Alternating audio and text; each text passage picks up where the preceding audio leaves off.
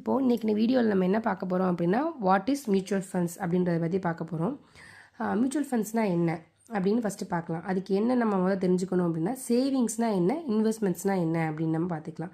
Savings அப்படின்னா நம்ம வந்து மணியை வந்து சேவ் பண்ணி வைக்கிறது. இன்வெஸ்ட்மெண்ட்ஸ் அப்படின்னா சேர்த்த மணியை நம்ம வந்து க்ரோ ஆகுறது, அதை வந்து இன்னும் கொஞ்சம் அதிகப்படுத்துறது, வளர்க்குறது, இந்த மாதிரி சொல்லலாம். இதை வந்து பேர் தான் வந்து இன்வெஸ்ட்மெண்ட்ஸ். இந்த மியூச்சுவல் ஃபண்ட் அப்படின்றது ஒரு வகையான இன்வெஸ்ட்மெண்ட்ஸ்.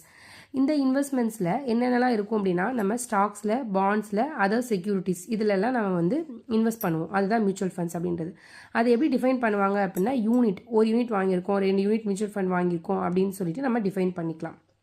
அந்த யூனிட்டை எதை வச்சு மெஷர் பண்ணுவாங்க அப்படின்னா NAV அப்படின்னு சொல்லுவாங்க. இது வந்து இந்த யூனிட்டோட வேல்யூ தான் வந்து NAV, நெட் அசெட் வேல்யூ. இது எப்படி கால்குலேட் பண்ணுவாங்க அப்படின்னா அசான் டேட், இன்னைக்கு டேட்டில் ஒரு யூனிட் என்ன ரேட்டில் இருக்குது, இந்த மாதிரி தான் மெஷர் பண்ணி வந்து மியூச்சுவல் ஃபண்ட்ஸை வாங்குவாங்க.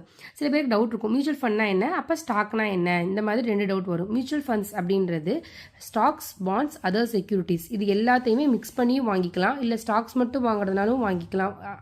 பாண்ட்ஸ் மட்டும் இருக்கக்கூடிய மியூச்சுவல் ஃபண்ட்ஸும் இருக்குது, இது 3 சேர்ந்து இருக்கக்கூடிய மியூச்சுவல் ஃபண்ட்ஸும் இருக்குது. அது என்னன்றதை அடுத்தடுத்து பார்க்கலாம். நெக்ஸ்ட் மியூச்சுவல் ஃபண்ட்ஸ் எதுக்காக நம்ம வந்து இப்போ ஷேர்ஸ் இந்த மாதிரி வாங்காமல் எதுக்காக மியூச்சுவல் ஃபண்ட் போகிறோம் அப்படின்னா இதில் வந்து என்ன பெனிஃபிட் அப்படின்னா டைவர்சிஃபிகேஷன் ஆஃப் ரிஸ்க். இப்போது ஷேர்ஸ்ன்னு பார்க்குறப்ப கொஞ்சம் ரிஸ்க் அதிகமாக இருக்கும். அதே இது மியூச்சுவல் ஃபண்ட்ஸ் அப்படின்னு பண்ணுறப்ப நம்ம ரிஸ்க்கை வந்து டைவர்சிஃபை பண்ணிக்கலாம். இது வந்து லாங் டேர்ம் இன்வெஸ்ட்மெண்ட்டுக்கு சூட்டபுளாக இருக்கும். நம்மளோட 5 இயர்ஸ் நம்ம அந்த அமௌண்ட் எதுவுமே பண்ண போகிறதில்ல, க்ரோத்துக்கு நம்ம அதை வந்து விடலாம் அப்படின்றப்ப நம்ம வந்து இந்த மியூச்சுவல் ஃபண்ட் ஆப்ஷனை போட்டுக்கலாம். இதுக்கு வந்து அட்லீஸ்ட் ஒரு 3 இயர்ஸ்னால நம்ம இந்த மியூச்சுவல் ஃபண்டில் இருந்தால் தான் நம்மளோட எதிர்பார்த்த ரிட்டர்ன்ஸ் வந்து நம்மளுக்கு கிடைக்கும். நெக்ஸ்ட் நான் இப்போ மேலே சொன்னேன் இல்லையா, ஸ்டாக்ஸ், பாண்ட், அதர் செக்யூரிட்டிஸ் இதில் வந்து நம்ம மியூச்சுவல் ஃபண்ட்ஸை வந்து நம்ம இன்வெஸ்ட் பண்ணிக்கலாம்.